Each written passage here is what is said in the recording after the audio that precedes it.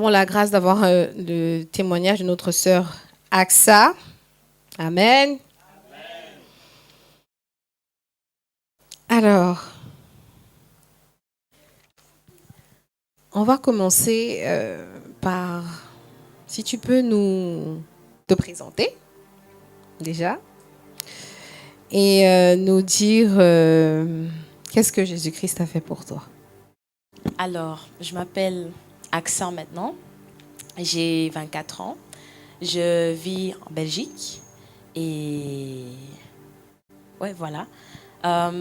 Qu'est-ce que Jésus-Christ a fait pour moi? Je ne sais pas où commencer. Ces derniers temps, qu'est-ce qu'il a fait pour toi? Ces derniers temps.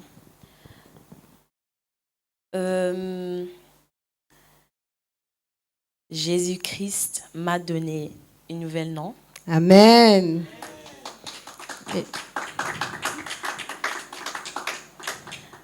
Donc, une nouvelle destinée, une nouvelle vie. Amen. Avant, j'avais un autre nom. Et à travers des délivrances, donc avant mon nom, c'était Jessica. À travers les délivrances, Dieu a révélé que c'était un nom démoniaque. C'était attaché à les choses démoniaques. J'ai obtenu ce nom par des rituels, dès mon naissance, par des rituels et par des sacrifices démoniaques, par une membre de la famille, côté de ma mère. Et à cause de ce nom, je me comportais dans une certaine manière. Ce nom qui était Jessica, et j'avais dit ça au pasteur quelques jours passés, je l'ai dit, le nom que je portais, comment dire, le nom en lui-même, je me comportais différemment. Je voulais me comporter, comment dire, séduisant. Je voulais me comporter, j'avais un agenda en fait. J'avais un agenda, mais moi-même, je ne savais pas d'où ça venait. J'avais un agenda, j'avais la tendance de vouloir, en fait, me vendre, laisse-moi dire comme ça. Si c'est pas mon corps, je voulais que les gens me voient, je voulais tirer l'attention, je voulais que tous les yeux soient sur moi à chaque moment. Et moi, je ne savais pas que c'était à cause du nom. J'avais aucune idée. Mais à travers les délivrances, à travers tout ce que Jésus-Christ a fait pour moi, et ça fait déjà 1 an qu'il est intensivement en train de que je passe dans les délivrances, confessions et tout. Et il a fait ça, comment on dit ça, layer, donc étape par étape. Il m'a délivré de ce nom. Il m'a délivré d'abord des choses qui étaient attachées dans ce nom, les habitudes, les pensées, les croyances, tout était là-dedans. Je me sentais très profondément attachée aux ténèbres. Très profondément. Du coup, quels étaient les problèmes que tu rencontrais à cause de ce nom? Alors, je mangeais beaucoup dans mes rêves. Beaucoup. Je me suis dit, bon, j'aime manger, donc ça va être peut-être aussi la raison. Mais c'était plus profond que ça. C'était pas seulement que j'aimais ça, c'était vraiment que c'était la quotidien en fait, chaque jour, chaque jour. Et pendant les jours, je faisais aussi des choses que j'aimais, mais je ne rêvais pas de ça. Mais je rêvais qu'il me donnait de la nourriture pendant les rêves, je rêvais les morts, je rêvais avant que je signais des contrats, qu'il m'invitait il me parlait des réunions. J'ai rêvé beaucoup que j'étais dans les ténèbres, ou que j'ai nagé, ou que j'étais sur un bateau sur l'eau, ou que j'étais paralysée pendant la nuit, que je n'arrivais pas à parler quoi que ce soit. J'étais toujours au sol. Ça m'est arrivé, je pense, 2 fois, mais je me souviens ça très, très, très bien. Et la personne qui m'a fait ces choses-là, la tante du côté de ma mère, je rêvais aussi d'elle. Une fois, quand j'avais peut-être 14, 15 ans, avant qu'elle vienne dans notre maison, j'ai aussi rêvé d'elle et elle était en train d'atterrir dans ma chambre, vraiment comme une sorcière, quoi. Je me tournais, je la voyais. Et c'est comme ça que je me suis réveillée. Donc des rêves comme ça, les choses bizarres. Et dans la vie quotidienne, c'était la manque de concentration, les pensées intrusives qui venaient, les pensées sexuelles, les pensées impudiques, les pensées qui me poussaient par exemple à la masturbation ou les pensées qui me poussaient par exemple à la pornographie. Donc c'était ça. Donc j'avais la manque de concentration, les pensées impudiques, toujours vouloir. J'avais toujours faim et je voulais toujours dépenser, dépenser. Et aussi quelque chose qui m'a beaucoup poursuivi, c'était une haine très profonde contre moi-même. Je cherchais toujours une façon à. Je cherchais toujours la voie plus difficile pour moi-même. Je détestais le confort. Si les autres vont prendre un chemin qui est facile, moi je vais toujours chercher le chemin qui est difficile parce que je voulais toujours me faire du mal. Je ne voulais pas être dans le confort. Je voulais souffrir en fait. Je voulais vraiment souffrir.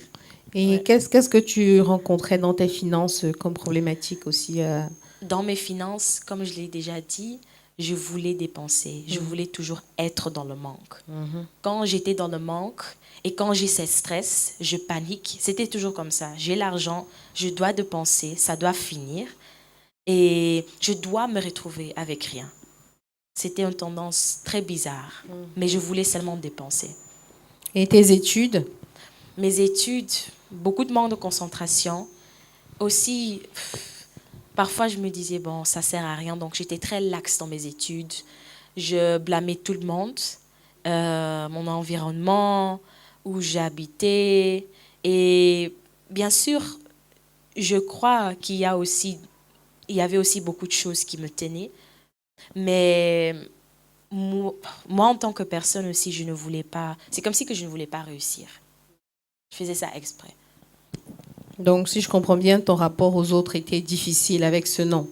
Ta vie Oui, sociale. oui, oui. Je me méfiais des hommes. Quand un homme vient chez moi, ou un homme, ou les amis, ou les gens, ils me montrent l'amour, c'était un peu. Je ne voulais pas ça. Je courais toujours de ça. Donc, oui, des relations bizarres avec les gens. Du coup, pourquoi changer de nom? Pourquoi changer de nom? À Impact, il nous apprend que le nom porte ta destinée. C'était aussi quelque chose qui était très bizarre pour moi au début, mais avec les enseignements, les délivrances, aussi les esprits ils révèlent que dans le nom, ils cachent les choses. Ce nom-là, par exemple, dans ma vie quotidienne, quand je pensais à ce nom, par exemple Jessica, je pensais à ce nom et ça me faisait penser à un serpent. Et c'était aussi comment je me comportais. Ça me faisait penser à un serpent. Ça me faisait penser à être sexy, à le sexe. Et c'était mon intention aussi. Donc le nom que je portais, ça se voyait en qui j'étais. Et c'était ce que je voulais apporter sur la table. La Donc séduction. voilà, la séduction, la destruction, le chaos. Donc pourquoi changer le nom? Parce que le nom, c'est qui tu es. C'est ça que j'ai appris maintenant. Le nom, c'est vraiment qui tu es. Et avec le nom que tu portes, tu renvoies quelque chose, tu renvoies un esprit. Par exemple, maintenant que mon nom est changé, à chaque fois quand ils disent mon nom, je pense au verset, je pense à ce que le nom signifie. Et maintenant, quand je me vois moi-même, il y a une autre définition à ma personnalité à cause du nom. Amen. Amen. Du coup, depuis que tu as eu le changement de nom, quand est-ce déjà c'est arrivé? Quand? Oui. C'était le jeudi après-midi. Oui, j'ai reçu un message du pasteur. Et bon, je suis venue ici. Ça fait 2 semaines, 3 semaines que je suis venue ici parce que je n'arrivais pas à étudier à la maison.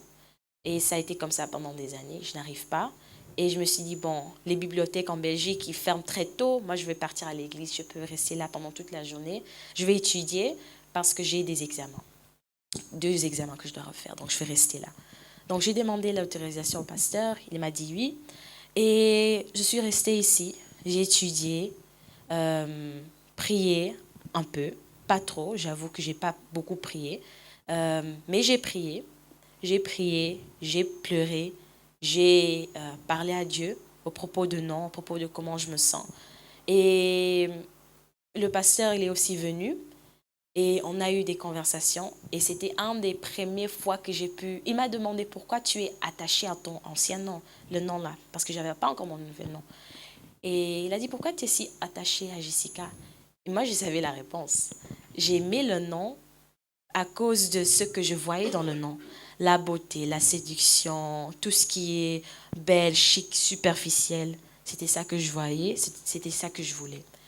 Et c'était la première fois que j'ai confessé ça au pasteur, la toute première fois.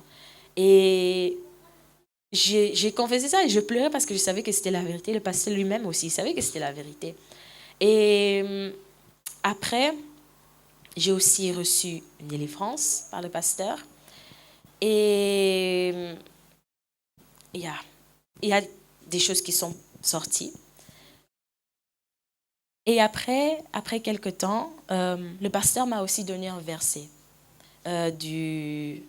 comment on dit ça en français? Songs of Song, la chanson là, de Roi Salomon qui parle à sa femme. Cantiques. Les cantiques. Voilà, les cantiques. Et j'ai dû lire ça. Et quand je lisais ça, c'était comme si que j'avais finalement accepté, parce que ça parlait de l'amour de l'homme, donc de Dieu, à ses enfants. Et Salomon qui parlait à la femme qu'il aimait. Et quand je lisais ça, il y avait quelque chose qui m'a entré, que j'ai compris. Je me suis dit, je me suis donné comme ça, je me suis laissée comme ça, à cause des douleurs de passé, ne pas avoir un père. Mais je veux pour une fois accepter l'amour de Dieu. Parce que c'était la raison pour laquelle je voulais me livrer comme ça. Je me suis dit à Satan, voilà, prends-moi, je t'appartiens. Parce que j'appartiens à personne d'autre. Parce que je n'ai pas de parents, etc., etc. Et quand j'ai lu ça, j'ai voulu accepter l'amour de Dieu. J'ai voulu accepter ce qu'il veut pour moi et son amour, sa gentillesse. Pour une fois, je voulais l'accepter. Et je crois effectivement que c'était à partir de ce moment aussi que cette guérison a commencé pour moi. Amen. Oui. Amen. On se rend compte que, avec le témoignage de notre sœur, que pour commencer à s'aimer, il faut aimer Dieu. Elle nous raconte que à partir du moment où elle a accepté d'aimer Dieu, elle a commencé à s'aimer parce qu'elle est la fille de Dieu, elle est la création de Dieu. Et donc, pour rentrer d'une certaine façon dans notre destinée, il faut qu'on s'aime. Et pour s'aimer, il faut aimer Dieu. Il faut accepter de faire de Dieu notre Père. Amen. Merci, Sœur Aksa. On va continuer. Donc, du coup, depuis que tu as ce joli nom, riche, hein, ce beau nom Aksa, qu'est-ce qui a changé? Bon, pour moi, j'étais surtout à l'église, mais pour moi, personnellement, ce qui a changé, et ça a aussi déjà commencé juste avant que je reçoive le nom, c'était que mon plus grand problème, c'était que je me sentais très, très attachée aux ténèbres. Pour moi, ce qui a changé, c'est que je sens que Dieu m'accepte maintenant. Amen. Dieu m'accepte, je veux l'accepter. Et ce qui était impossible pour moi, c'était de plus vouloir rester dans les ténèbres. Maintenant, j'ai fait cette décision que je ne le veux plus. Que je ne le veux plus. C'était quelque chose qui était impossible avant. Impossible. J'étais attachée de tous les côtés. C'était quelque chose. Quand je pensais à ça, j'aimais les ténèbres. J'aimais ça totalement. Et maintenant, je vois comment je sens que c'est loose. Comment c'est plus la même. c'est plus la même. Dans mon cœur, dans mon être, c'est plus la même. Donc, c'est ça déjà ce que je ressens personnellement. Tu te sens plus légère. Oui, je me sens, voilà, plus légère. Et je veux aimer Dieu, je veux y aller. Amen. Il n'est plus mon ennemi. Amen. Alors, qu'est-ce que tu pourrais conseiller à d'autres personnes qui vivent ce que tu as vécu, qui ont l'impression que leur nom porte des personnalités et les amène à faire des choses qu'ils ne souhaiteraient pas faire, pour lesquelles ils ont besoin de se débarrasser. Ils sentent d'une certaine façon, le nom porte des malédictions. Alors, qu'est-ce que tu pourrais conseiller à d'autres personnes?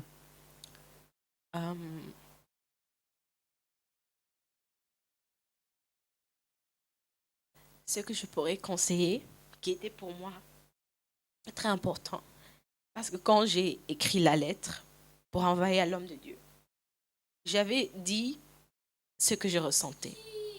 Donc, quoi que ce soit que tu ressens en ce moment et que tu dis que je n'arrive pas à sortir, ou que tu dis que je ne connais pas Dieu ou je n'aime pas Dieu, quoi que ce soit la situation où que tu te trouves,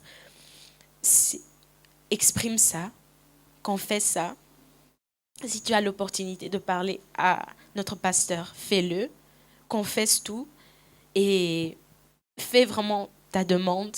Et dans ta demande, parle de choses qui te fait le plus mal.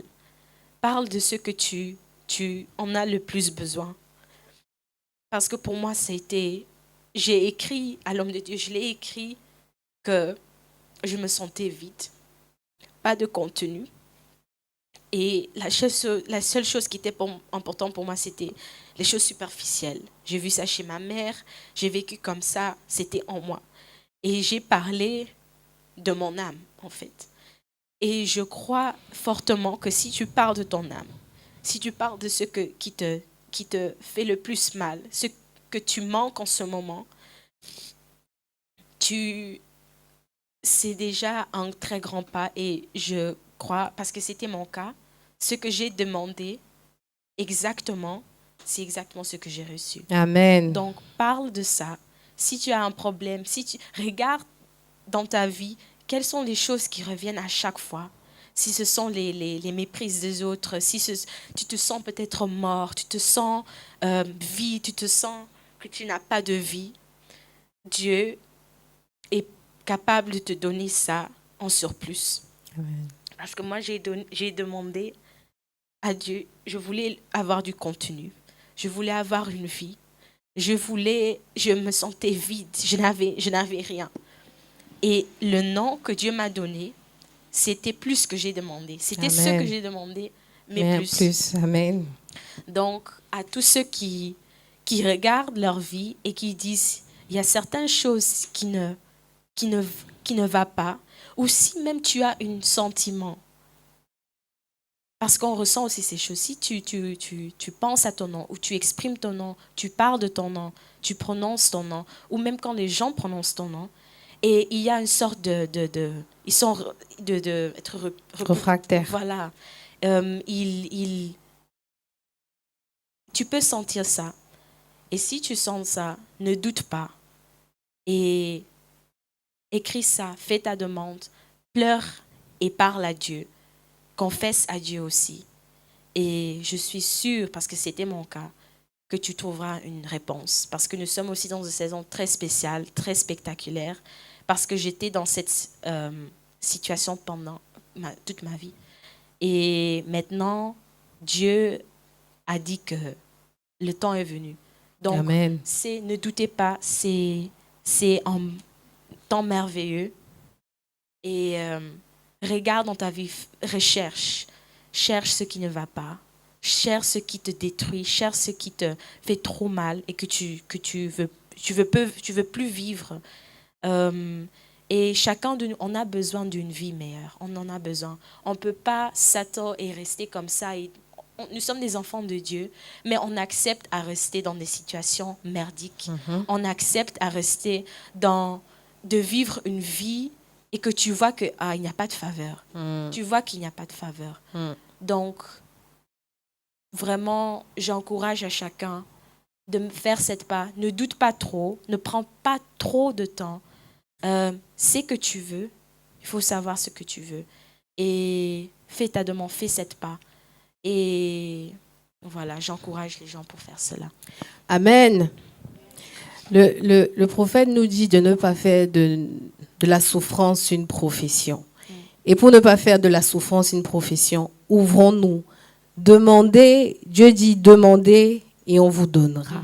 Notre sœur a demandé, elle a crié parce qu'elle ne voulait plus faire de la souffrance sa profession. Elle ne voulait plus chaque jour être en train de souffrir des mêmes problématiques qu'apportait son nom dans sa vie. Et elle a fait une prière et une demande qui venait de son cœur. Elle a ouvert son cœur et voilà les bénédictions, les écluses des cieux qui se sont ouvertes pour elle, pour une nouvelle destinée. Disons merci à Dieu pour ce qui est arrivé à notre sœur. Merci beaucoup à toi. Merci. Et félicitations. Merci. Merci.